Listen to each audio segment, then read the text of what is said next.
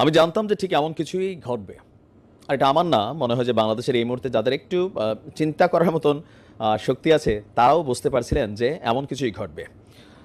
গতকালকে বাংলাদেশ আওয়ামী লীগের পক্ষ থেকে তাদের অফিসিয়াল যেই ভেরিফাইড ফেসবুক পেজ আছে, সেখানে একটা ঘোষণা এসেছিল। আজকে সকালে আমরা এই নিউজটা করেছি, আপনারা অনেকে বিভিন্ন জায়গায় দেখেছেনও যে আগামী ফেব্রুয়ারি মাস জুড়ে বাংলাদেশ আওয়ামী লীগ বেশ কিছু কর্মসূচি হাতে নিয়েছে।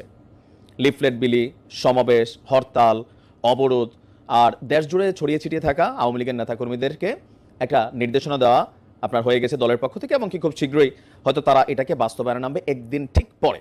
তো সরকারের পক্ষ থেকে বার্তা আসলেও আজকে আনুষ্ঠানিকভাবে বৈষম্য বিরোধী ছাত্র আন্দোলনের নেতারা, রাজনৈতিক দল হিসেবে বিএনপির নেতাকর্মীরা, জামাত ইসলামের নেতাকর্মীরা, তারা প্রত্যেককে কিন্তু তাদের যার যার জায়গা থেকে অবস্থান প্রকাশ করেছে। এখন শেখ হাসিনার ম্যাজিক কোনটা এখানে কাজে লেগে গেল, যে শেখ হাসিনাকে হটানোর জন্য, পতনের জন্য সবগুলা শক্তি একত্রিত হয়ে কাজ করছে, দেন তারা সফল হয়েছিল। কিন্তু যখন ক্ষমতাকে কেন্দ্র করে বা বিভিন্ন ইস্যুতে তারা আলাদা আলাদা পথে হাঁটছিল, কেউই কিন্তু বিজয়ী হচ্ছে না। বিএনপি নির্বাচনের জন্য দৌড়াচ্ছে, নির্বাচনের জন্য সরকারের অবস্থান একটু ভিন্ন। ছাত্ররা নানান ইস্যুতে আন্দোলনের চেষ্টা করছে, বিএনপির বাধায় তারা পণ্ড হচ্ছে, জামাত বিএনপি লাগালাগি হয়ে গেছে। সব মিলিয়ে বিশৃঙ্খল, বিচ্ছিন্নতা, বৈষম্য বিরোধী ছাত্ররাও নিজেরা একে অন্যের সাথে লাগালাগিতে ব্যস্ত। তো মোট কথা সবগুলা শক্তি বিচ্ছিন্ন হয়ে গেছে। এই পরিস্থিতিতে যখন আওয়ামী লীগ ঘোষণা দিছে, তখন আমি আগেই বলছিলাম যে শেখ হাসিনার একটা ঘোষণায় সবাই একত্রিত হয়ে যাবে। ফাইনালি কিন্তু এটাই ঘটছে। আজকের দিন আপনি দেখেন ম্যাজিকের মতন কাজ করছে, যে সবাই তারা একতাবদ্ধ, সবাই একত্রিত কোন ইস্যুতে? আওয়ামী লীগ ইস্যুতে এবং ছাত্রলীগ ইস্যুতে। দর্শক, আওয়ামী লীগের মূল শক্তি হচ্ছে যুবলীগ এবং ছাত্রলীগ।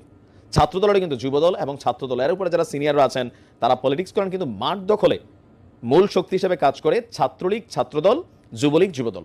তো ছাত্রলীগকে ঠেকানোর জন্য আজকে আনুষ্ঠানিক ঘোষণা দিয়েছে ছাত্রদল। যদি ছাত্রলীগ রাজপথে নামে, তাহলে ছাত্রদল ছাত্রলীগকে ঠেকাবে। শিবিরও কিন্তু ঘোষণা দিয়েছে।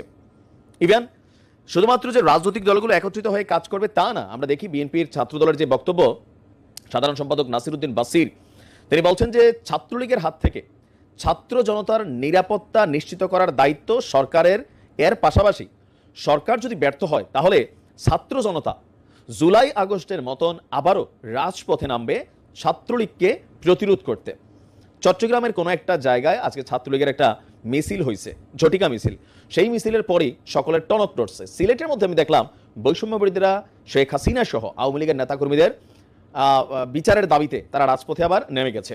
বিভিন্ন জায়গায় কিন্তু এটা হয়েছে। শুধুমাত্র কালকে একটা ঘোষণা আসছে আওয়ামী লীগের পক্ষ থেকে, আজকে সবাই কিন্তু বিচ্ছিন্ন টিমগুলো একত্রিত হয়ে যাচ্ছে। আপনার ছাত্রদলের যিনি আছেন তার বক্তব্য যে সারা দেশে ছাত্র জনতার নিরাপত্তা নিশ্চিতে ছাত্রলীগকে, যুবলীগকে, আওয়ামী লীগকে প্রতিরোধ করতে প্রস্তুত কারা?